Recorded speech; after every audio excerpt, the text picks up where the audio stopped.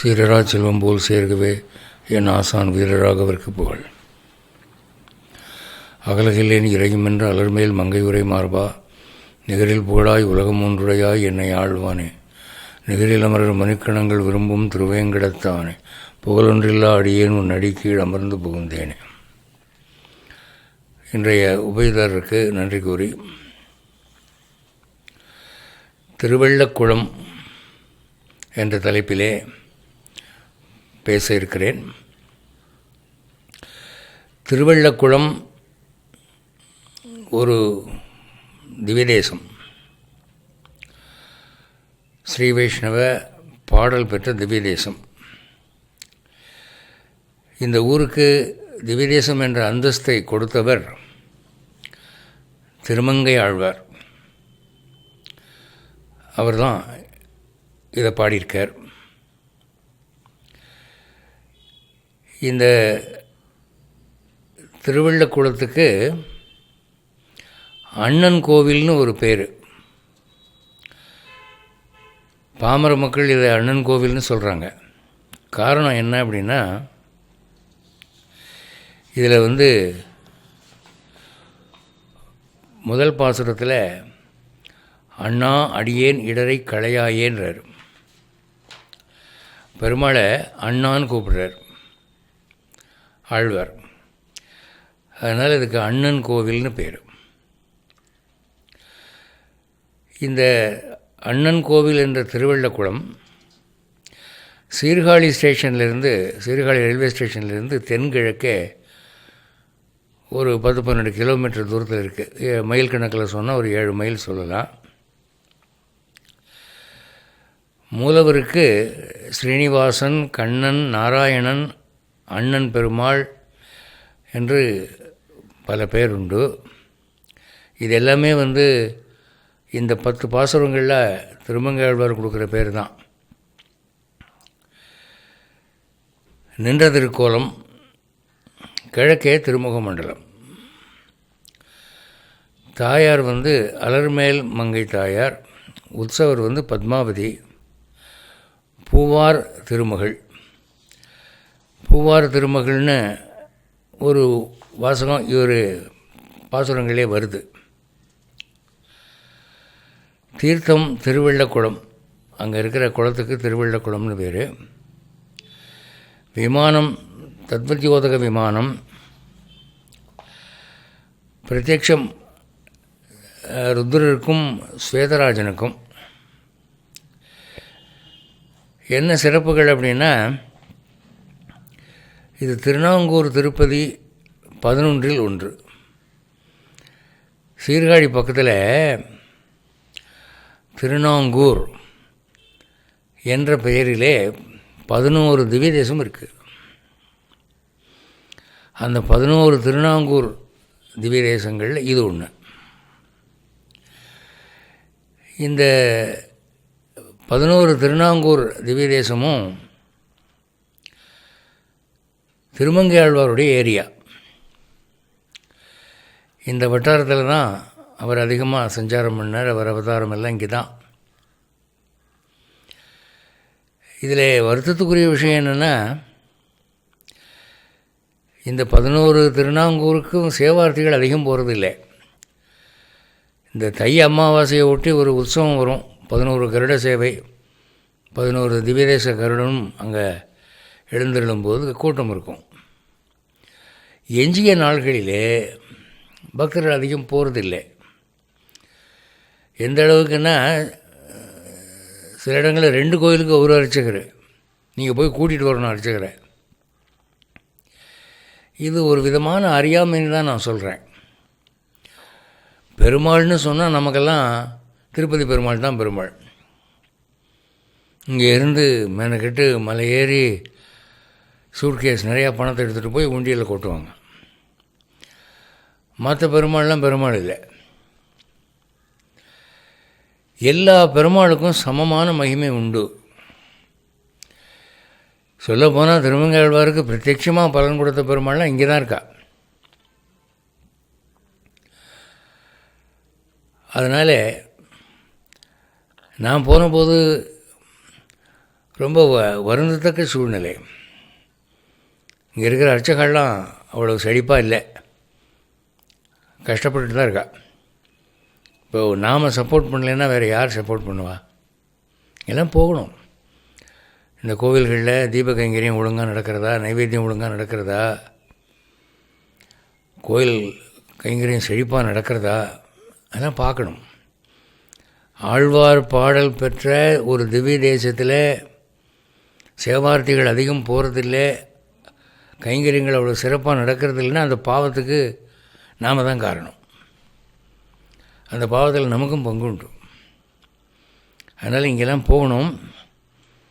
இந்த க்ஷேத்திரத்தை தென் திருப்பதின்னு சொல்லுவாங்க. எந்த அளவுக்குன்னா வெங்கடேச பெருமாளுக்கான பிரார்த்தனையை இங்கேயே செலுத்திக்கலாம், கல்யாணங்கள் கூட நடத்துகிறாங்க. இது பிரார்த்தனை பெருமாள்னு சொல்லுவாங்க. இதுக்கு காரணம் என்னென்னா, இந்த திருவள்ளக்குளத்துக்காக திருமங்கை ஆழ்வார் பாடின பாசுரத்தில் 5வது பாசுரத்தில் திருமங்கை ஆழ்வார் என்ன பண்ணுறார், இந்த பெருமாளை திருப்பதி பெருமாளைன்னு கூப்பிடுறார். அதனால் இதுக்கு தென் திருப்பதி என்று ஒரு பெயர் வந்திருக்கிறது. இதில் புராண வரலாறு என்னென்னா, சூரிய வம்சத்திலே துந்துமாறன் என்ற அரசனுடைய மகன் ஸ்வேதன் என்பவனுக்கு 9 வயசில் மரணம் உண்டுன்னு ஜோதிடர்கள் சொன்னார்களாம். அதை அறிந்து அந்த மன்னன் இந்த தலத்துக்கு வந்து ஸ்வேத புஷ்கரணியில் நீராடி மருத்த ஆசிரமத்துக்கு போய் அங்கே இருக்கிற மருத்த முனிவர் அவரிடம் உபதேசம் பெற்றாராம். தடாகத்துக்கு தென்கரையில் வில்வ மரத்தடியில் வடக்கு முகமாய் அமர்ந்து மிருத்யுஞ்சய மந்திரம் ஜபம் பண்ணினாராம். மிருத்யுஞ்சயன்னா, மிருத்யுன்னா மரணம், அவனை ஜெயிக்கக்கூடிய மந்திரம்.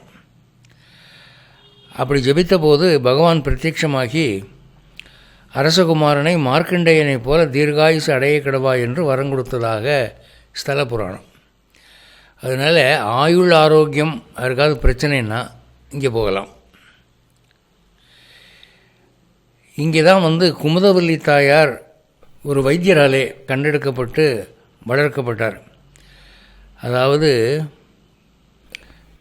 சுமங்கலை என்று ஒரு அப்சரஸ் இருந்தாள். அவள்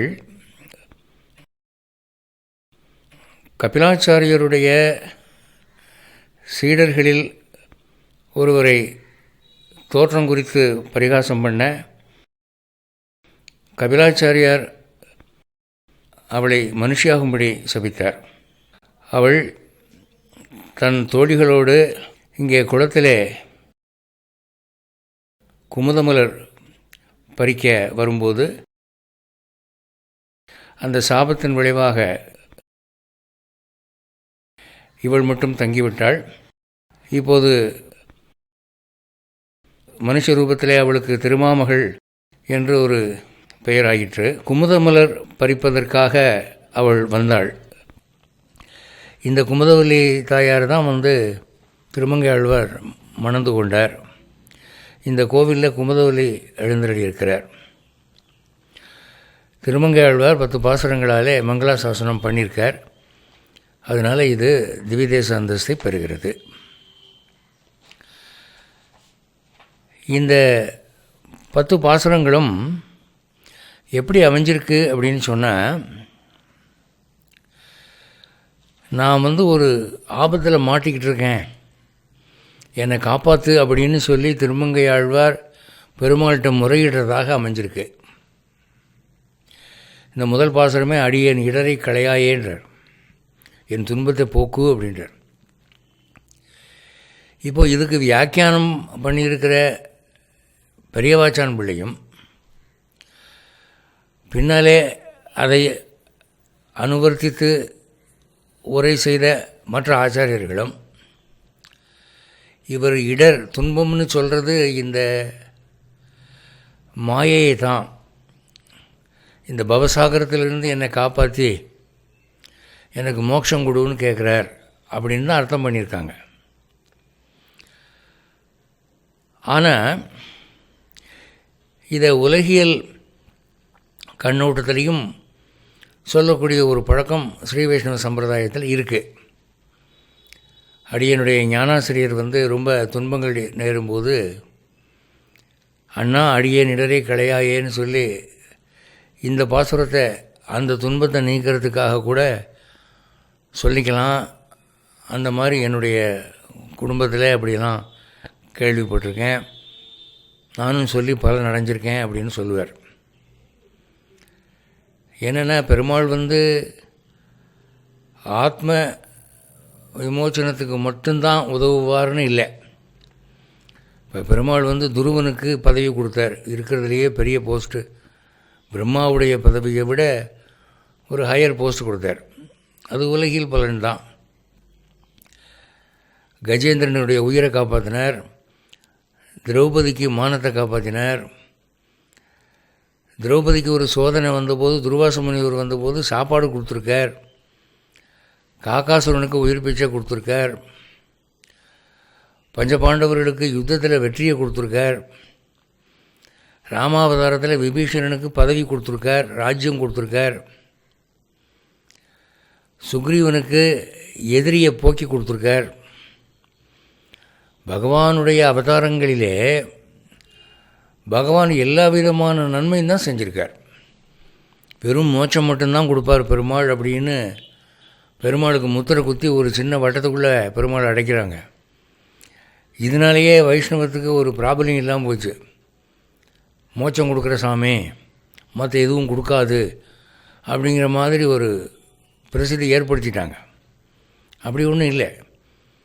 இப்போது இன்றைக்கி திருப்பதியில் ஏன் அவ்வளோ கூட்டம் இருக்குது? அந்த பெருமாள் காசு கொடுக்க போய் தானே.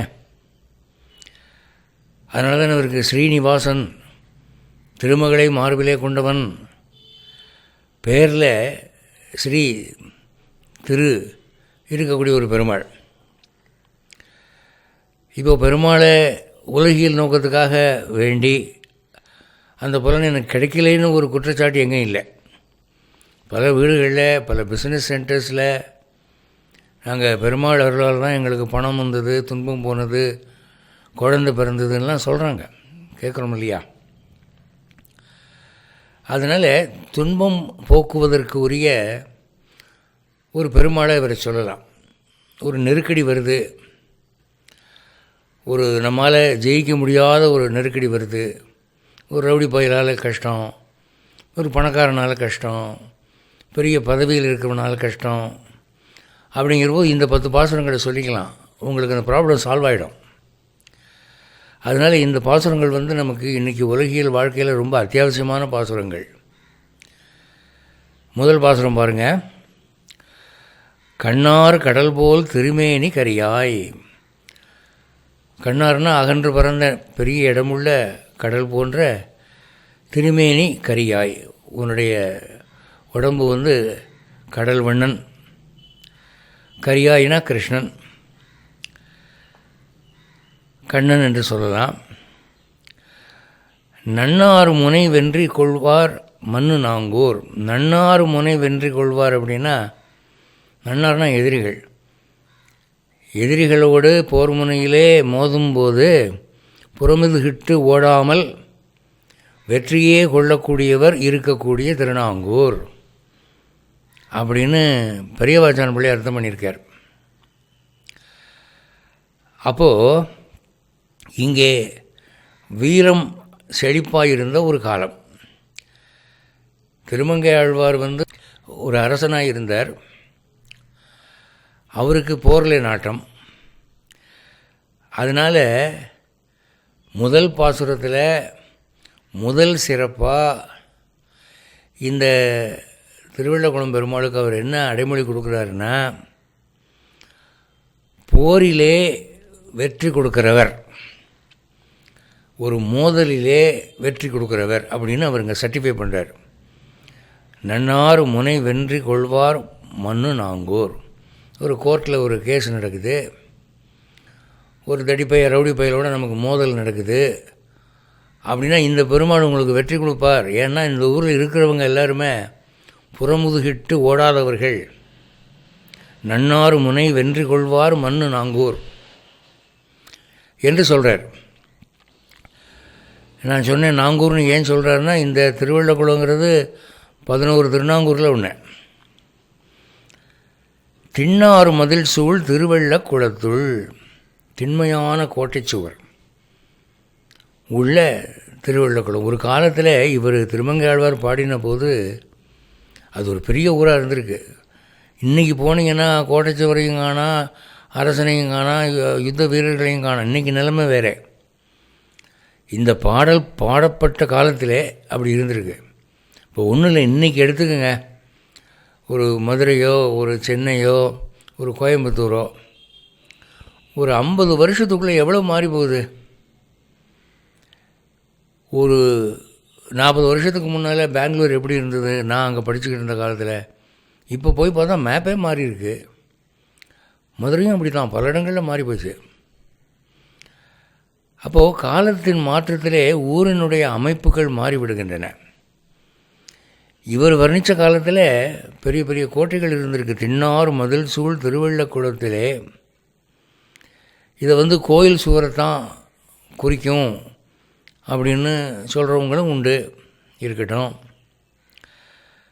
ஆனால் நன்னாறு முனைவென்று கொள்வார் மண்ணு நாங்கூர்னு அதுக்கு முந்தின வரியில் சொல்லியிருக்காரே, போரிலே பின்வாங்காமல் வெற்றியடையக்கூடிய சத்திரியர்கள் வாழக்கூடிய திருநாங்கூர் இதுன்னு சொன்னால், அப்போ ஒரு காலத்தில் அங்கே அரண்மனை கோட்டையெல்லாம் இருந்திருக்கு. கடைசி வரி அண்ணா அடியே நிடரை களையாயே, அண்ணான்னு கூப்பிடுறாரு பெருமாளை. அண்ணானா எல்டர் பிரதர்னு அர்த்தமா? இன்னொரு கேள்வி. இதுக்கு பெரியவாச்சான் பிள்ளை எப்படி அர்த்தம் பண்ணியிருக்காருன்னா, அண்ணான்னா நிருபாதிகமான பந்துன்னு அர்த்தம் பண்ணியிருக்கார். நிருபாதிகமான பந்துன்னா என்ன? ஔபாதிகமான பந்துன்னா ஒரு காரணம் பற்றிய உறவு. இப்போ எனக்கு ஒரு கூட பிறந்த அண்ணன் இருக்காருன்னா, எங்கள் அப்பாவுக்கு பிறந்தவர், எனக்கு முன்னால் 4 வருஷத்துக்கு முன்னால் பிறந்தவர் என்ற ஒரு காரணம். இது இந்த ஜென்மத்துக்குள்ளே ஏற்பட்ட ஒரு உறவு. போன ஜென்மத்தில் இவர் எனக்கு அண்ணாவாக இருந்திருப்பாரான்னு சொல்ல முடியாது. அடுத்த ஜென்மாவில் இவர் எனக்கு அண்ணாவாக வருவாரான்னு சொல்ல முடியாது. இது பெற்றோர், ஒரே பெற்றோருங்கிற ஒரு காரணத்தினால ஒரு உறவு. ஒரு ஜென்மத்துக்குள்ளே மாறி போகிற உறவு. ஆனால் இவர் பெருமாளை பற்றி சொல்லும்போது, அண்ணானா எல்லா ஜென்மமும் இவர் எனக்கு பந்து தான், ஒரு காரணம் பற்றி வந்ததல்ல, இது நைசர்கிகமானது, இயல்பானது, மாறாத ஒரு காரணம், ஆத்மபந்து. அப்போ இந்த அண்ணாங்கிற வார்த்தை எல்லா உறவுகளையும் குறிக்கக்கூடிய ஒரு வார்த்தை. இது நாம் எல்டர் பிரதர்னு அதை லிமிட் பண்ணக்கூடாது. அப்போது பெருமாளுக்கு அண்ணான்னு ஒரு பேர் உண்டு. அந்த அண்ணா என்ற பெயரை ஒரு காலத்தில் வச்சுருந்துருக்குறாங்க.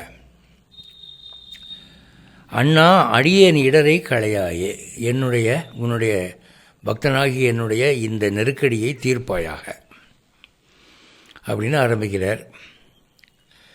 இப்போது இதை படிக்கிற போது இதே திருமங்கை ஆழ்வார் இதே பாணியிலே இன்னொரு பாட்டு பாடியிருக்கார். அது என்னடா அப்படின்னா, பெரிய திருமொழியில் முதல் 10ல் 10வது பதிகத்தில் 1வது பாசுரம். அது எப்படி இருக்குன்னா, கண்ணாறு கடல் சூழ் இலங்கைக்கு இறைவன்தன் திண்ணாகம் விளக்க சரஞ்சல ஒய்த்தாய் விண்ணோர்தலும் வேங்கடமா மலைமேய அண்ணா அடியே நிடரை களையாயே. கண்ணாறு கடல் சூழ், முதல் 2 வார்த்தையும் அதே மாதிரி வருது. அகன்று பறந்த அந்த கடல் தனக்கு ஒரு கோட்டையாக இருக்கும்படி இலங்கைக்கு இறை, அவன் இலங்கை ராஜா லங்காதிபதி ராவணன், அவனுடைய திண்ணாகம் பிளக்க, அவனுடைய வலிமையான மார்பு பிளக்கும்படி சரம் செல ஒய்த்தாய், ஒரு அம்பு போச்சு, அது செல ஒய்த்தாய், இந்த பக்கம் போய் அந்த பக்கம் வந்துருச்சு. அப்படிப்பட்டவனே, ராவண சம்ஹாரம் பண்ணினவனே, விண்ணோர்தலும் வேங்கட மாமலைமேய அண்ணா, தேவர்கள்லாம் நித்திய சூரிகள்லாம் வணங்கக்கூடிய திருப்பதி மலை மேல் இருக்கக்கூடிய எம்பெருமானே, அடியேன் இடரை களையாயே, என் துன்பத்தை போக்குவாயாக அப்படின்றார். அப்போ பெருமாளை நம்ம துன்ப நீக்கத்துக்காக வேண்டுகிறோம். உலகத்தில் பெரும்பாலான மனிதர்களுக்கு வாழ்க்கை நெருக்கடி நிறைஞ்சதாக தான் இருக்குது. யாருக்கும் லைஃப் ஸ்மூத்தாக இருக்கிறதா தெரியல. பெரிய பணக்காரங்களுக்கு கூட ஏதாவது ஒரு பிரச்சனை வந்துடுது. இன்கம் டேக்ஸ் ப்ராப்ளம் வந்துடுது, லேபர் ப்ராப்ளம் வந்துடுது, தொழில் முடங்கிடுது. பிரச்சனை இல்லாத மனுஷனே இந்த உலகத்தில் யாரும் இல்லை. எல்லாருக்கும் பிரச்சனை இருக்குது.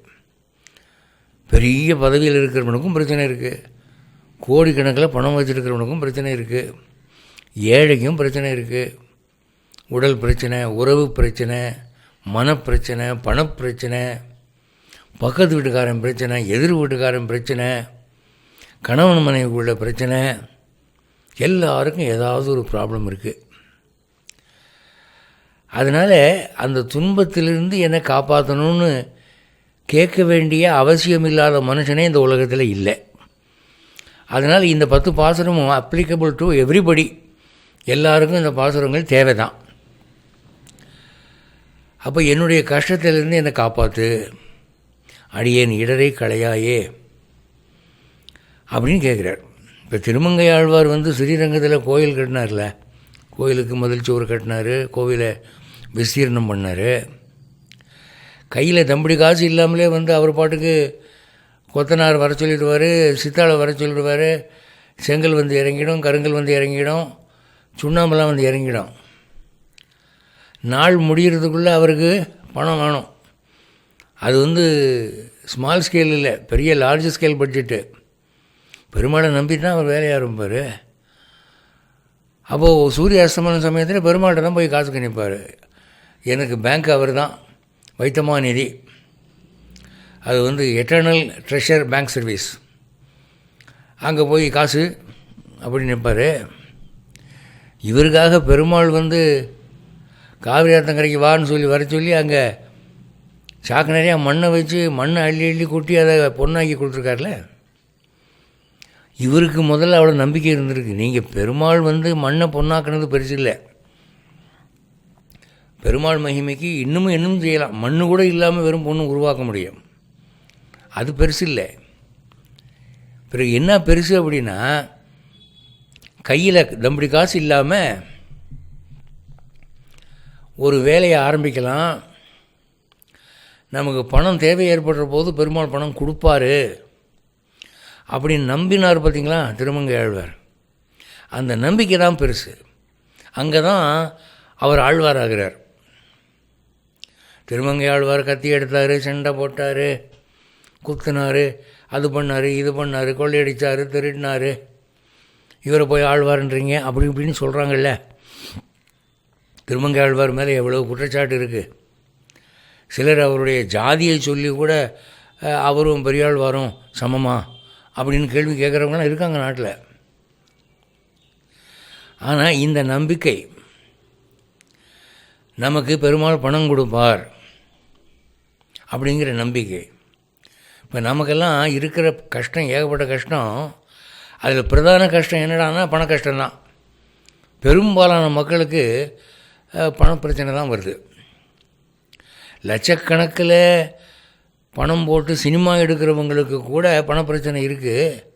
அவங்களுக்கு லட்சத்தில் பிரச்சனை வரும். இத்தனை லட்சம் ஷார்ட் அடிக்குது அப்படின்னு அவங்க லட்சத்தில் பணம் டெபிசிட் ஆகுதுன்னு சொல்லி அவங்க கவலைப்படுறாங்க. பணப்பிரச்சனைக்கு நாம் மனுஷாலை நம்புகிறோம். அங்கே போய் கடன் கேட்டு பார்ப்போம், இங்கே போய் கடன் கேட்டு பார்ப்போம், இந்த சொத்தை விற்கலாமா, இப்படி தான் நமக்கு மூளை வேலை செய்யும். திருமங்கை ஆழ்வாருக்கு பணப்பிரச்சனை வரப்போது அவர் போல்டாக யாரை நம்பினார்? ரங்கநாத பெருமாளை நம்பினார். பெருமாள் கொடுப்பார். இந்த நம்பிக்கை நம்மில் யாருக்காவது இருக்கா? நீங்கள் கையில் காசு இல்லாமல் பிளேனில் ஏறி உட்காந்துருவீங்களா, கப்பலில் ஏறி உட்காந்துருவீங்களா, இல்லை பஸ்ஸில் காரில் ஏறி உட்காந்துருவீங்களா, இல்லை ஹோட்டலுக்கு சாப்பிட போயிடுவீங்களா? கடைசியில் மாவாட்ட வேண்டியது தான். பெருமாள் கொடுப்பாருங்கிற நம்பிக்கை நம்ம காப்பாற்றுற மாதிரி தெரியல. அதனால தான் வீட்டை விட்டு வெளியே கிளம்புற போது பர்ஸை தொட்டு பார்த்துக்குறோம், பர்ஸை திறந்து பார்த்து பணம் எவ்வளோ இருக்குன்னு செக்கப் பண்ணிக்கிறோம். ஆனால் திருமங்கையாழ்வார் பணத்துக்கு பெருமாளை நம்பினார். பெருமாள் கொடுப்பார் அப்படின்னு துணிஞ்சு இறங்கினார். பெரிய பெரிய இன்வெஸ்ட்மெண்ட்லாம் பெருமாளை நம்பி செஞ்சார். அங்கே தான் அவருடைய ஆழ்வார் நிலையை பார்க்குறோம். அப்போது அடியேன் இடரை களையாயேன்னு அவர் கேட்குறாருன்னா களைஞ்சிருக்காரு. அனுபவம், உங்களுக்கு எவிடன்ஸ் இருக்குது, ப்ரூஃப் இருக்குது. அதனால் அந்த நம்பிக்கையை மனசில் வச்சு திருமங்கை ஆழ்வாருக்கு இடரை களைந்த திருமாலே என் இடரை களையாயே அப்படி கேட்கணும். பாடல் பெற்ற ஸ்தலத்துக்கு போய் பெருமாளை சேவிங்கன்னு ஏன் சொல்கிறாங்க? அங்கே ஏற்கனவே பெருமாள் அந்த சர்வீஸ் பண்ணியிருக்காரு. நமக்கு ப்ரிசிடென்ஸ் இருக்குது, முன்னோடி இருக்குது. அதனால் நீங்கள் இன்ன ஆழ்வாருக்கு இன்ன வகையில் இன்ன மாதிரி உதவி செய்த எம்பெருமானே அந்த பாதையில் வந்திருக்கேன், அவரை நம்பி வந்திருக்கேன், அந்த புராணத்தை படிச்சுட்டு வந்திருக்கேன், அந்த பாசுரத்தை சொல்லி கேட்குறேன், எனக்கும் அருள் செய்வாயாக. அதுதான் அங்கே பாவனை. அப்போது அடியேனிடரை களையாயேன்னு அவர் ஜென்ரலாக சொல்லிட்டார். இப்போ பெரியவாச்சான் பிள்ளை இது அஞ்ஞானத்தை குறிக்கும், இந்த பவசாகரத்தினுடைய மாயா வலிமையை குறிக்கும்னு உரை பண்ணினாலும் நீங்கள் என்ன மாதிரி உரை பண்ணினா கூட அது சூட் ஆகிற மாதிரி ஒரு வார்த்தையை போட்டு போயிட்டார். அது ஒரு பிளாங்க் செக்கு. நான் கையெழுத்து போட்டு கொடுத்துட்றேன் செக்கை, அமௌண்ட்டு நீ ஃபில்லப் பண்ணிக்க. அடியேன் இடர்னு சொல்லிட்டேன் நான் மொட்டையா, அது என்ன இடர்னு நீ ஃபில்லப் பண்ணிக்க. நீ பெருமாள்கிட்ட என் பொண்ணுக்கு கல்யாணம் ஆகலை நடத்தி வை, என் பிள்ளைக்கு வேலை கிடைக்கல வேலை கொடு, எனக்கு கோர்ட்டில் கேஸ் ஜெயிக்க வை, எனக்கு உடம்பு சரியில்லை எனக்கு ஆரோக்கியம் கொடு, எனக்கும் மனைவிக்கும் சண்டை எங்களை பேச வை. அப்போது அதை ஃபில்லப் பண்ணிக்க, அமௌண்ட்டை ஃபில்லப் பண்ணிக்கன்னு சொல்லி பிளாங்க் செக் கொடுக்குறாருங்க. அடியேன் இடரை களையாயேன்னு எல்லாருக்கும் அப்ளிகபிள். எடுத்துக்கோங்க, இந்த செக்கை கொண்டு நீட்டுங்கோ பெருமாள்கிட்ட, அது ரியலைஸ் ஆகும் அப்படின்ட்டார் அவர். நீங்கள் 12 ஆழ்வார்களில் திருமங்கை ஆழ்வாருடைய சிறப்பு என்ன தெரியுமா? ஒவ்வொரு 10லையும் அவர் பலசுருதியில் என்ன சொல்கிறாரு தெரியுமா? நாம் எதுக்கெல்லாம் ஆசைப்படுவோமோ அதெல்லாம் கிடைக்கும் பாருவர். நீங்கள் ராஜாவாகலாம், பணக்காரனாகலாம், இந்த உலகம் முழுக்க ஆளலாம், உங்களுக்கு எல்லா செல்வமும் கிடைக்கும் அப்படின்னு அவர் ப்ராமிசரி நோட்டாக எழுதி கொடுப்பார் பாருங்க. எந்த ஆழ்வாரை விட அதிகமாக பலசுருதி சொன்னவர் திருமங்கை ஆழ்வார் தான். ஏன்னா அவர் உலகில் கஷ்டப்பட்ட மனுஷன். அவர் ஆழ்வாராகிறதுக்கு முன்னால் வாழ்ந்த வாழ்க்கை முறை எப்படிப்பட்ட வாழ்க்கை? நம்ம போல வாழ்க்கை. நம்ம என்ன தப்பெல்லாம் பண்ணுறோமோ எல்லாம் பண்ணவர் அவர். அப்போ நம்ம விட மோசமாக வாழ்ந்தவர் தான் அவர். அப்போ தவறுகள் செய்து திருந்தியவர், வாழ்க்கையினுடைய இக்கட்டுகளை நேரடியாக சந்தித்தவர், எம்பெருமான் திருவருளாலே பிரச்சனைகளை தாண்டியவர்.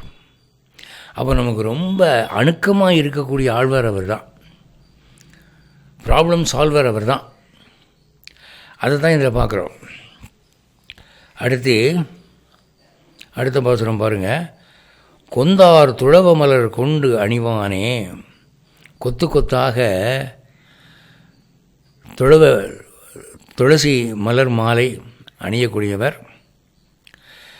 நந்தாத பெரும்புகழ் வேதியர் நாங்கூர் செந்தாமரை நீர் திருவள்ளக்குளத்துள் எந்தாய் அடியே நிடரை களையாயே. நந்தாத பெரும்புகழ்.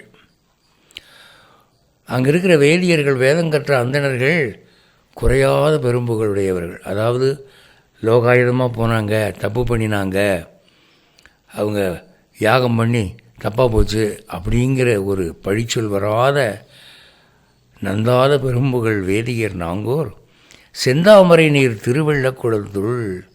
இந்த திருவள்ளக்குளத்தில் தான் குமுதவல்லி தாயாரே அவர் கண்டெடுத்தாரா அந்த பிராமணர். செந்தாமரை திருநீர், செந்தாமரைகள் நிரம்பி இருக்கும். தாமரைகள் எங்கே இருக்கோ அங்கே திருமகள் கடாட்சம் இருக்கும். இப்போது ஒரு தாவரம் தாவரம் அதிகமாக முளைக்குதுங்கிற அதை வச்சு அந்த நிலத்தின் தன்மையை சொல்லிவிடலாம். தாமரை மலர் ஒரு சாத்விக புஷ்பம். அங்கே மகாலட்சுமி கூப்பிடாமலே வருவாள். மகாலட்சுமிக்கு நீங்கள் என்ன பூ சாத்தலான்னு கேள்வி கேட்டால் புஷ்ப விதி என்ன சொல்லுது? தாமரை மலர் தான் பெஸ்ட்டு. ஒவ்வொரு தெய்வத்துக்கும் ஒரு பூ பிடிக்கும். சில தமோகுணமான தேவதைகளுக்கு இந்த பிணம் புதைக்கப்பட்ட இடங்களில், எரிக்கப்பட்ட இடங்களில் முளைச்சி கிடக்கிற பூ வேணும் அப்படிங்கிற மாதிரி அவங்க விதி எழுதி வச்சுருக்காங்க மாந்திரிக சாஸ்திரத்தில். அது அந்த குணத்துக்கு ஏற்ற பூது. இங்கே திருமகள் வீற்றிருப்பதும் தாமரை மலர், கையில் ஏந்தியிருப்பதும் தாமரை மலர், பாதங்களில் கிடப்பதும் தாமரை மலர், அவளுக்கு பிரியமானதும் தாமரை மலர். அப்போது அந்த தாமரை மலர் நிறைய இருக்குதுன்னா என்ன அர்த்தம்? அங்கே திருமகள் கடாட்சம் இருக்குது. செந்தாமரை நீர் திருவெள்ள குளத்துள் எந்தாய், அந்த திருவெள்ள குளம் என்ற இந்த திவ்யதேசத்தில் இருக்கக்கூடிய என் தந்தையே, முதல்ல அண்ணான்னு சொன்னார், இங்கே தந்தையேங்கிறார். அடியேன் இடரை களையாயே, என்னுடைய கஷ்டத்தை நீ தீர்க்க வேண்டும். அடுத்து 3வது பாசுரம். குன்றால் குளிர்மாறி தடுத்து உகந்தானே. இது கிருஷ்ணாவதாரம். கிருஷ்ணாவதாரத்தில் ஒரு கூத்து பண்ணினா, அந்த யாதவர்கள்லாம் இந்திரனுக்கு பூஜை போட்டுக்கிட்டு இருந்தாங்க. அதை ஸ்டாப் பண்ணி இந்த மலைக்கு பூஜையை போடுங்க, இந்த மலையில் தானே மாடெல்லாம் மேயுதுன்னு சொல்லி மலைக்கு பூஜை போட சொல்லி, அதனால் இந்திரனுக்கு கோபம் வந்துருச்சு. அவன் மழை பெய்ய வச்சான். அப்போ மழை பெஞ்ச போது இவன் என்ன பண்ணான்? இந்த குன்றையே குடையாக பிடிச்சான். இந்த குன்றின் காரணமாக தானே அவன் கோவப்பட்டான். இந்த குன்றை அவன் அப்படி பனிக்கட்டி ஆலங்கட்டி மழை பெய்து குளிர் மாறி நடுக்குது உடம்பெல்லாம். அப்படிப்பட்ட மழை பெய்த போது தடுத்து உகந்தானே. அந்த கல்லால் கல்மலை தடுத்தான். அதை தடுத்ததே ஒரு பிரயாசியாக நினச்சி செய்யலை, ஒரு பெரிய ஹெல்ப்பு. நான் ரொம்ப கஷ்டப்பட்டேன்னு செய்யாமல் இப்படி ஒரு வாய்ப்பு நமக்கு கிடைச்சதே, ஹெல்ப் பண்ணுறதுக்கு நமக்கு ஒரு வாய்ப்பு கிடைச்சதே, இந்த யாதவர்களுக்கு நாம் ஒரு உபகாரம் பண்ணுவதற்கு ஒரு வாய்ப்பு கிடைச்சதே என்று மகிழ்ந்தானா. மாறி தடுத்து உகந்தானே. நன்றாய பெரும்புகழ் வேதியர் நாங்கூர். இங்கே இருக்கிற வேதியர்கள், வேதங்கற்ற அந்தணர்களுடைய புகழெல்லாம் என்னடான்னா நல்ல புகழ்தான். இவங்க ஆபிச்சாரம் பண்ணி குடியை கெடுத்தாங்க அப்படி இல்லை. பிறருடைய வாழ்வுக்காக பாடுபடுகிறவர்கள். பிராமண லட்சணம் என்ன? அவங்க வேதம் படிக்கலாம், வேதம் சொல்லிக் கொடுக்கலாம், யாகம் பண்ணலாம், யாகம் செய்விக்கலாம், தானம் கொடுக்கலாம், தானம் வாங்கலாம். இப்படி உலகத்துக்காக வாழ்கிறவங்க. பிராமணர்களுக்கு அந்த காலத்தில் ஏன் பெரிய ஸ்தானம் கொடுத்தாங்க என்றால், இந்த உலகத்துக்காக இறைவனை மன்றாடுகிறவர்கள், தெய்வங்களை பூமியிலே இறங்கும்படி செய்கிறவர்கள், தம் வாக்கு ஒன்றினாலே இந்த உலகம் செழிக்கும்படி பண்ணுகிறவர்கள். அப்பேற்பட்டவர்கள் இருக்கிறதுனால தானே இந்த உலகம் நல்லா வாழுது. அந்த கால பிராமணர்கள் முறைப்படி வாழ்ந்தார்கள். அதனால் தேவர்கள் நடமாடும் பூமியாக இந்த உலகம் இருந்தது. மனிதர்கள் நன்மை அடைந்தார்கள். அதான் சொல்கிறாரு, நன்றாய பெரும்புகழ் வேதியர் நாங்கூர் சென்றார் வணங்கும் திருவள்ளக்குளம். அங்கே போகிறவங்க எல்லாம் கும்பிடுறாங்க பெருமாளேன்றார். சரி, இப்போ அங்கே போகிறவன் கோயிலை பார்த்து கும்பிடாமல் இருப்பானா? இது என்ன பேர் எழுதுகிறாரு? சென்றார் வணங்கும் திருவள்ளக்குளம்னா, நான் சாமி கும்பிட்றதுக்காக மெனக்கிட்டு திருவள்ளக்குளம் போகிறேன் அப்படின்னு போயிட்டு அங்கே போய் சாமி கும்பிடாமல் வேணா வருவானா? அப்படி இருக்கிற போது இவர் சொல்கிறதே தேவையில்லாத ஒரு வாசகம் மாதிரில இருக்குது, சென்றார் வணங்கும் திருவள்ளக்குளம்னு. அப்போ அதுக்கு என்ன அர்த்தம்? அதுக்கு பொருத்தம் என்ன, பெர்டினன்ஸ் என்னன்னு ஒரு கேள்வி வருது இல்லையா? அதுக்கு பெரியவாச்சான் பிள்ளை எப்படி உரை பண்ணியிருக்காரு?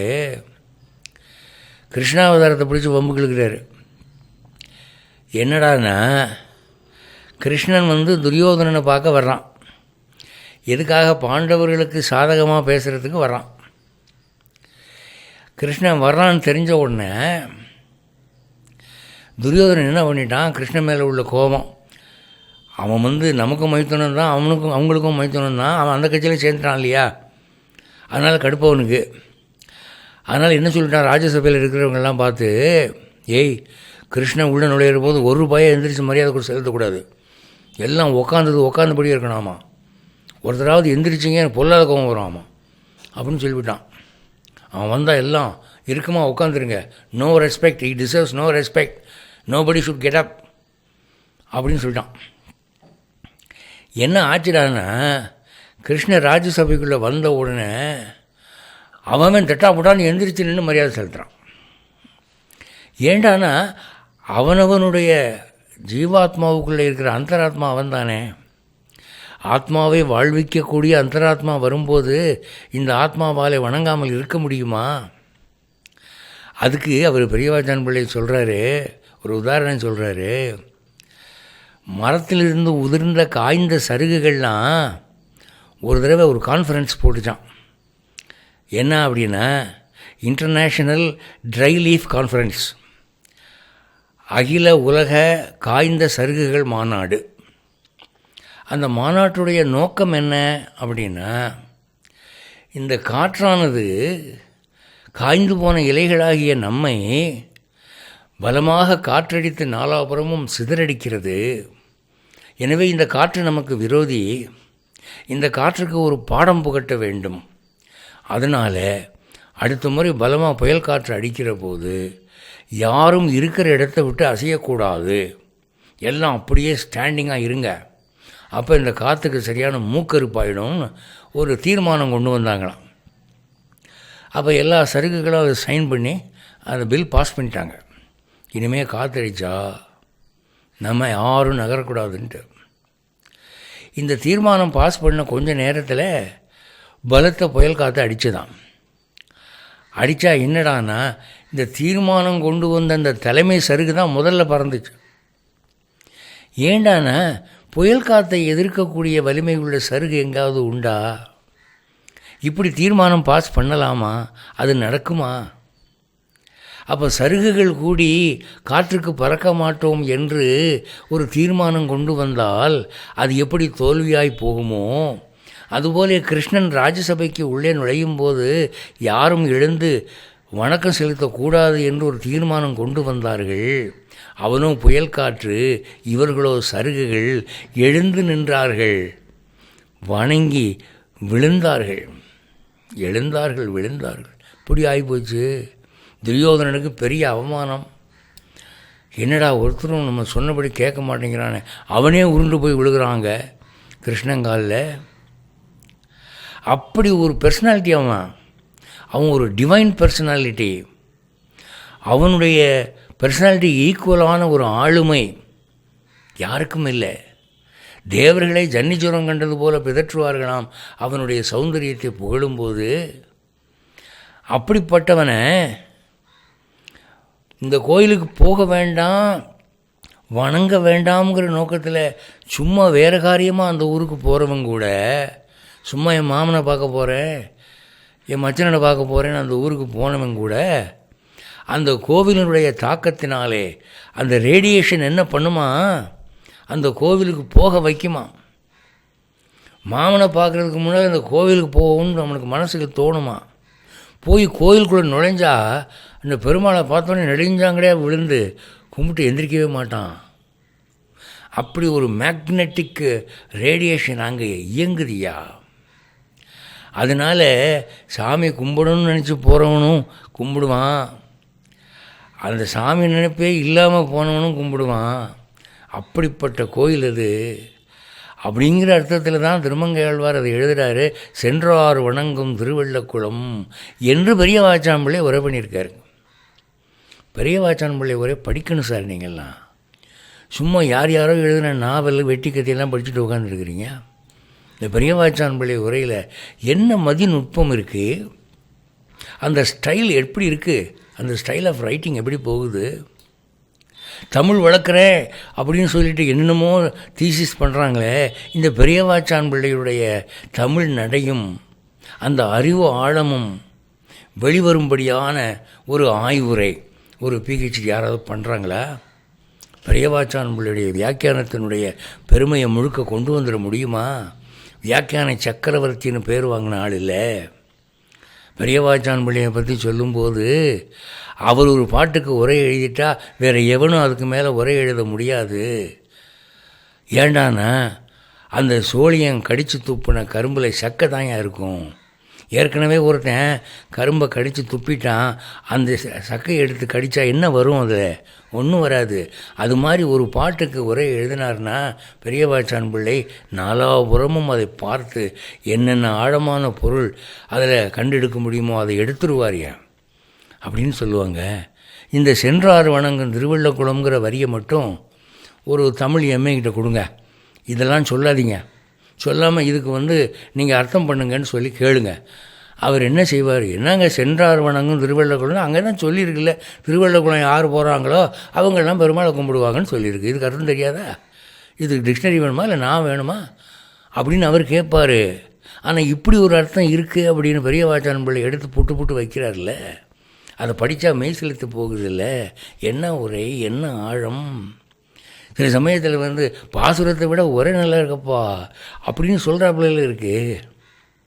அப்போ சென்றார் வணங்கும் திருவள்ளக்குளத்துள் நின்றாய் நெடியாய் அடியேன் இடர் நீக்கே, அது நின்ற திருக்கோலம். அதனால் நின்றவனே அப்படிங்கிறார். நெடியாய் உடனே இவருக்கு என்ன ஞாபகம் வருது?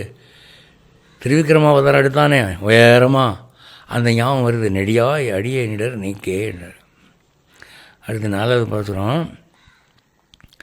காணார் கரிகொம்பு அது ஒசித்த களிரே. கிருஷ்ணாவதாரத்தில் இந்த குவலையாபீடம் என்ற யானையை ஏவினான் கம்சன். அதனுடைய தந்தத்தை கிருஷ்ணன் முறித்தான். அதுக்கு சொல்கிறார் காணார் கரி கொம்பு. கரினா யானை, காணார்னா காட்டு யானை. அது இப்போ கோயில் யானை இல்லை. சாதாரணமாக யானையை பிடிச்சிட்டு கோவிலில் சாமியை முதுகில் ஏற்றி ஊர்வலம் வர்றதுக்கு பழக்குவாங்க. அதுக்கு அவங்க சாப்பிட என்ன கொடுப்பாங்க தெரியுமா? சோத்து கட்டி கொடுப்பாங்க. சும்மா சோத்து கட்டி 20 கட்டி 25 கட்டியை தின்னு அந்த யானை ரொம்ப அப்பாவியாக போயிடும். அந்த யானையை சீன்னா கூட அது கோபம் வராது. அதை ரொம்ப டொசைலாக்கிடுவாங்க. ஆனால் இந்த குவலையாபீடம் எப்படிப்பட்டதுடான்னா காணார் கரி. அவன் கம்சன் என்ன பண்ணான்னா அந்த குவலையாபீடம் என்ற யானையை தன் பட்டத்து யானையாக வைத்திருந்தால் கூட அடிக்கடி காட்டுக்கு அனுப்பிடுவானான். அங்கே போய் மேய்ஞ்சிட்டு வான். ஏண்டானா அந்த ஃபாரஸ்ட் ஸ்பிரிட் போகக்கூடாது, அந்த காட்டு வேகம். இப்போ கூட ஒரு மனுஷன் ரொம்பவும் ஆக்ரோஷமாக இருந்தால் காட்டு பையன்னு சொல்லுவாங்க. காட்டு ஜனங்களுக்கு உடலில் வலிமை இருக்கும், நோய் எதிர்ப்பு சக்தி இருக்கும். அவன் மழை வெயிலுக்கு அசர மாட்டான். ராத்திரி பூரா பனியில் படுத்திருப்பான், ஒரு தும்மல் வராது. மழையில் நனைஞ்சால் சளி பிடிக்காது, வெயிலில் காஞ்சா பித்த வெடிப்பு வராது. அப்படி உடம்பு அது. அதான் காணார் கரி. குவலையாபீடம் என்பது காடுகளிலேயே பழக்கப்பட்ட உக்கிரமான யானை. அதனுடைய கொம்பு அது ஒசித்த களிரே. அதனுடைய கொம்பு போய் ஒருத்தன் முறிக்கிறான்னா அவன் எவ்வளோ பெரிய வீரனாக இருக்கணும். அதுக்கு என்னடா காரணம்னா அதுவே ஒரு களிருங்கிறான். கரி கொம்பு அது ஒசித்த களிருன்னு. இது ஒரு யானைன்னா அந்த யானையோட கொம்பை முறிச்ச இவன் ஒரு யானை. இங்கே யானைன்னது பலத்துக்காக மட்டுமல்ல, நிறத்துக்காக மட்டுமல்ல. யானையானது யானைப்பாகனுடைய அன்புக்கு கட்டுப்பட்டு முழங்கால் போட்டு முதுகை காட்டும் ஏறிக்கொள் என்று. அதுபோல பக்தனுக்கு கட்டுப்பட்டு பரிவு காட்டக்கூடிய யானை பெருமாள். அதனால் யானையும் பெருமாளும் என்று ஒப்புமை பேசினால் ஒரு 20-25 கருத்துக்கள் சொல்லலாம். அதனால் என் யானையே என்று மகான்கள் பாடியிருக்கிறார்கள் பகவானே. நானா வகை நல்லவர் மன்னிய நாங்கூர். நானா வகை நல்லவர்னா வீரத்தால் நல்லவன், கொடையினால் நல்லவன், குணத்தினால் நல்லவன், ஞானத்தினால் நல்லவன், படிப்பினால் நல்லவன், பண்பினால் நல்லவன். இப்படி பல வகையான நல்லவர்கள் இருக்கிறார்கள். நானா வகை நல்லவர் மன்னிய நாங்கூர். இது ரவுடிப்பய ஊர் இல்லை, களவாணிப்பய ஊர் இல்லை, மகான்கள் இருக்கக்கூடிய ஊர். தேனாறு பொழில் சூழ் திருவள்ளக்குளத்துள் ஆனாய் அடியனுக்கு அருள் புரியாயே. தேன் சுட்டக்கூடிய சோலைகள் நிறைந்த திருவள்ளக்குளத்திலே ஆனாய் என் ஆணையாய் இருக்கிறவனே, அடியனுக்கு அருள் புரியாயே, என்னை காப்பாய் அப்படின்னார். 5 வேடார் திருவேங்கடம் மேய விளக்கே, நாடார் புகழ் வேதியர் மன்னிய நாங்கூர், சேடார் பொழில் சூழ் திருவள்ளக்குளத்தாய், பாடா வருவேன் வினையாயின பாற்றே. வேடார் திருவேங்கடம் மேய விளக்கே, இங்கே தான் இந்த திருவள்ளக்குள பெருமாளை திருப்பதி பெருமாளேன்னு கூப்பிடுறாரு. திருவேங்கடம் மேய விளக்கே, திருவேங்கடத்தில் இருக்கக்கூடிய ஜோதியே. அது எப்படிப்பட்ட திருவேங்கடமா? வேடு ஆர் திருவேங்கடம். வேடுனா வேடர்கள், வேடர்கள் நிறைந்த திருவேங்கடம் அப்படின்னு சொல்கிறது என்ன பெருமை? வேடர்கள்னால் யார்? வேட்டையாடி சாப்பிட்றவங்க. அவங்க திருப்பதி மலையில் இருக்கிறாங்க. அப்படிப்பட்ட திருப்பதி மலைனா, இப்போது திருப்பதி மலையில் முத்து இருக்குது, தங்கம் இருக்குது, வெள்ளி இருக்குது, ஞானிகள் இருக்கிறார்கள் அப்படின்னு சொன்னால் பெருமை. வேடர்கள் இருக்கிறார்கள், ஹண்டர்ஸ் இருக்கிறாங்க அப்படின்னா அதில் என்ன சிறப்புடா அப்படின்னா, அதுக்கு பெரியவாச்சான் பிள்ளை என்ன விளக்கம் கொடுக்குறாரு? திருப்பதி மலையில் இருக்கிற வேடர்கள்னால் பரம்பரையாக ஒரு சத்திய சங்கல்பம் எடுத்துக்குவாங்களாம். என்னென்னா, என்ன காரணம் பற்றியும் இந்த திருப்பதி மலையை விட்டு கீழே இறங்கி கீழ் திருப்பதிக்கு போகக்கூடாது. பிறக்கிறது இங்கே தான், வாழ்கிறது இங்கே தான், வளர்கிறது இங்கே தான், கல்யாணம் இங்கே தான், சாகிறது இங்கே தான். இந்த திருப்பதி மலையில் தான் நாங்கள் பிறப்போம், வளர்வோம், இறப்போம் என்று அதை ஒரு சங்கல்பமாக எடுத்துக்கொண்டு திருப்பதியிலேயே தங்கள் வாழ்வை முடித்து கொள்ளக்கூடியவர்கள். அப்போ இழியில் குடிப்பழிங்கிற பெரியவாச்சான் பிள்ளை, அந்த திருப்பதி மலையை விட்டு எந்த காரணத்துக்காவது நீங்கள் இறங்கி தார் ரோட்டுக்கு வந்தீங்கன்னா அது குடும்பத்துக்கே ஒரு இழுக்குப்பா. நம்ம திருப்பதியில் தான் பிறப்போம், திருப்பதியில் தான் சாப்பிடுவோம், திருப்பதியில் தான் தூங்குவோம், திருப்பதியில் தான் கடைசியில் முடிப்போம் கதையை என்று வாழக்கூடிய வேடர்கள். அவர்களை மாதிரி ஒரு சிறந்த பாகவதோத்தமர்களை பார்க்க முடியுமா? அதான் வேடார் திருவேங்கடம் மேய விளக்கே, நாடார் புகழ் வேதியர் மன்னிய நாங்கூர். இந்த நாட்டில், இந்த ஊரில் இருக்கக்கூடிய வேதங்கற்ற அந்தணர்களை நாடார் என்றால் நாடு முழுக்க அந்த புகழ், நாடு முழுக்க பரவி இருக்கான். அது ஏண்டான அதுக்கு பெரியவாச்சான் பிள்ளை ஒரு உதாரணம் சொல்கிறாரு. கடல் தண்ணியை பூரா எடுத்துகிட்டு மாடு மிதித்த ஒரு குளப்படி ஒரு சின்ன பள்ளத்துக்குள்ளே ஊற்றணும்னா முடியுமா? முடியாது.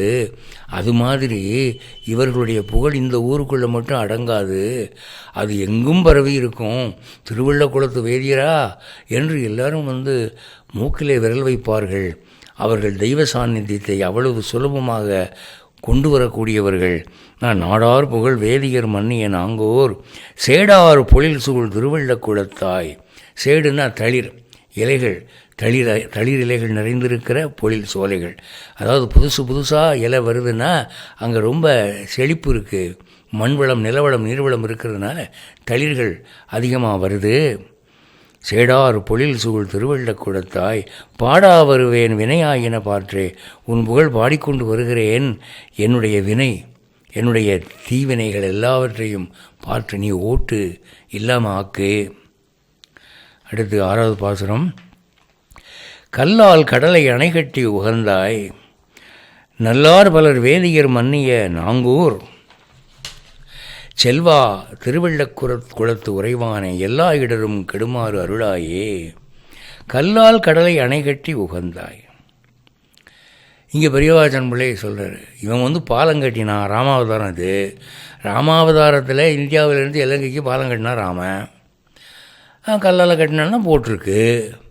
அது இவர் என்ன புதுசாக சொல்ல வேண்டியிருக்கு? கல்லால் கடலை அணை கட்டினான் அப்படின்னா கல்லால் தான் கட்டினா. அணை கட்டினா கல்லால் தான் சார் கட்டுவாங்க. மண்ணால் கட்டுவாங்க? மண்ணால் கட்டினா கரைஞ்சில் போய்டும் அப்படின்னா அதுக்கு பெரியவாச்சான் பிள்ளை பிடிக்கிறாரு பாருங்க ஒரு பிடி. என்ன சொல்கிறாரு யோசிச்சும் பாருங்கய்யா. குரங்குகள் கருங்கலெல்லாம் கொண்டாந்து போட்டு பாலம் கட்டுச்சு. கருங்கலுடைய தன்மை என்ன? கடல் நீரிலே மூழ்குவது. தண்ணியில் போட்டால் கல்லை போட்டால் மிதக்குமா? முழுகி போயிடும். நீரிலே அமிழக்கூடிய கல்லை அது மிதக்கும்படி பாலமாக்கினான். அது எவ்வளோ பெரிய சாதனை!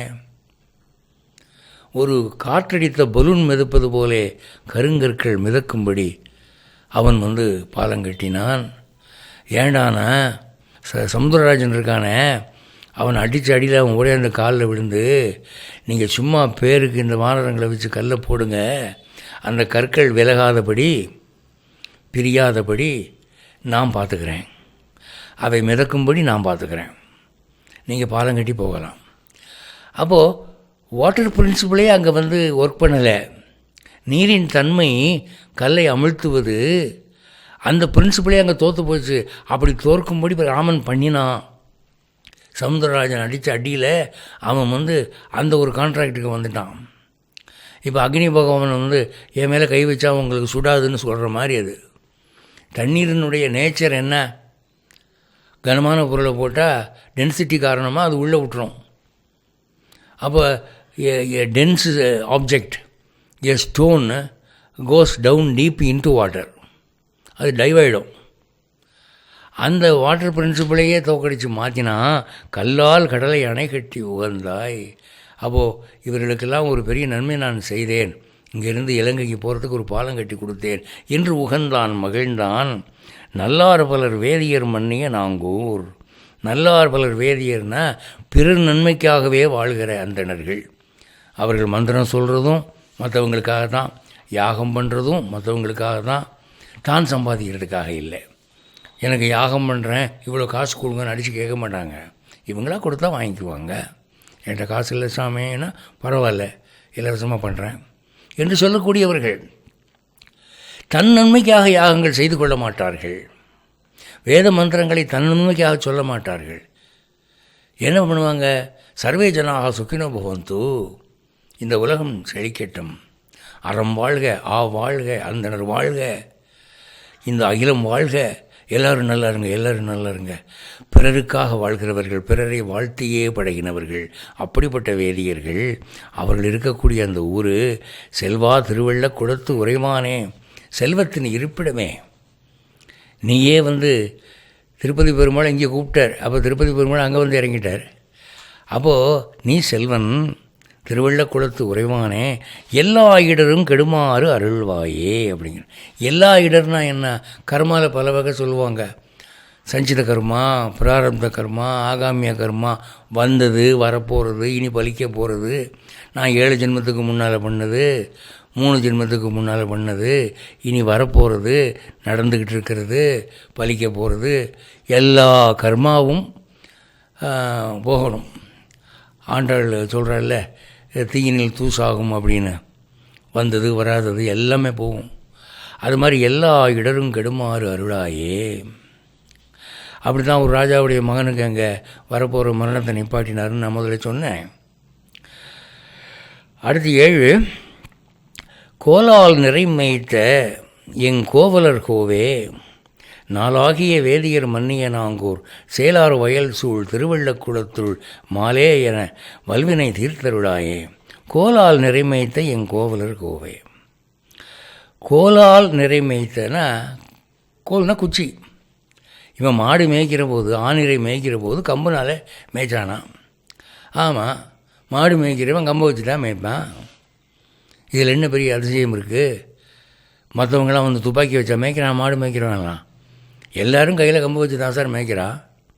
இங்கே கோலால் நிறைமைத்துன்னு புதுசாக சொல்கிறாங்களே, என்னென்னா அதுக்கு பெரியவாச்சன் பிள்ளை விளக்கம் கொடுக்குறாரு.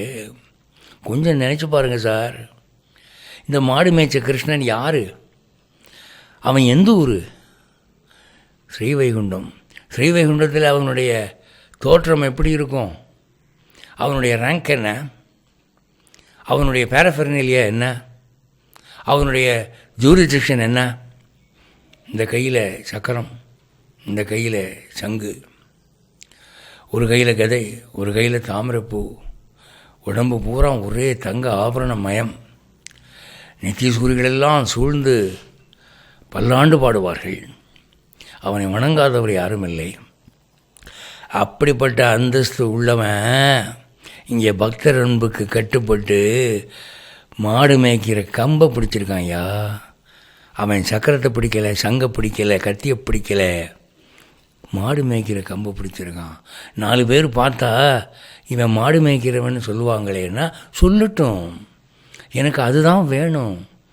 என் பேரே கோபாலகிருஷ்ணன், பசுக்களை மேய்க்கிற கண்ணன் என்று ஆகட்டும் என்று அன்புக்கு கட்டுப்பட்டு மாடு மேய்ச்சான். அப்போது யாருமே ஒரு ஃபோட்டோ எடுத்துக்கும்போது தங்களிடம் இருக்கிற ட்ரெஸ்லேயே பெஸ்ட்டு ட்ரெஸ்ஸு போட்டு, சில பேர் வாடகைக்கு ட்ரெஸ் எடுத்தாவது ராஜா மாதிரி ட்ரெஸ் பண்ணி அது ஒரு ஃபோட்டோ எடுத்து ஹாலில் மாட்டிக்குவாங்க. இவங்க ராஜாவை கிடையாது. எனக்கு தெரியும் சில பேர் துபாய்க்கெல்லாம் போய் இங்கேருந்து வேலைக்கு போகிறாங்கல்ல, இங்கேருந்து சும்மா சாதாரண எடுபடி வேலைக்கு போய் துபாய்க்கு போய் சேர்றவங்கெல்லாம் இந்த துபாய் ஷேக்குகள் மாதிரி ஷேக்குகளை ட்ரெஸ்ஸை மாட்டி ஒரு ஃபோட்டோ எடுத்துகிட்டு அதை வீட்டில் மாட்டியிருக்காங்க. நான் பார்த்துருக்கேன். பெரிய அரேபியன் ஷேக்கு மாதிரி நிற்பார் இவர். கடைசியில் அங்கே பார்த்தா இவர் பார்க்குறது தர துடைக்கிற வேலையாக இருக்கும். அப்போது ஃபோட்டோ எடுத்து போடுற போது அவங்க பெஸ்ட்டு ட்ரெஸ்ஸில் தான் இருக்கணும்னு எல்லோரும் ஆசைப்படுவாங்க. ஆனால் இவன் உலகத்திலெல்லாம் பெஸ்ட்டுக்கு பெஸ்ட்டான ட்ரெஸ் போட்டு இருக்கக்கூடிய வைகுண்டவாசி இங்கே கையில் குச்சி வச்சுக்கிட்டு நிற்கிறான். என் மாடு மேய்க்கிற கோலத்தில் முகம் பூரா புழுதி, மாட்டு சாணம் அப்பி இருக்கு. அப்படி ஒரு வேஷம் போட்டான் அவன். கோலால் நிறைமைத்த என் கோவலர் கோவே. கோவலர்னா கோபர்கள், ஆயர்களுடைய தலைவனே, நீ மாடு மேய்க்கிற கூட்டத்துக்கு தானே தலைவனாக இருந்தாய். நாளாகிய வேதியர் மன்னிய நாங்கூர். நாளாகிய வேதியர்னால் சில பேர் ஏக வேதியாக இருப்பாங்க. ஒரே ஒரு வேதம், அதில் ஒரு ஸ்லோகம் தான் தெரியும். சில பேர் 2 வேதம் படிச்சுப்போ துவிவேதின்னு வச்சுக்குவாங்க. அதில் சும்மா 1 இருக்குது 2 இருக்குது மனப்பாடம் பண்ணியிருப்பாங்க. சில பேர் திரிவேதி, சில பேர் சதுர்வேதி. இங்கே அப்படி இல்லை, எல்லோரும் 4 வேதங்களையும் பரிபூர்ணமாக படித்தவங்க. நாளாகிய வேதியர் மன்னிய நாங்கூர். சேலார் வயல் சூழ் திருவள்ளக்குளம்.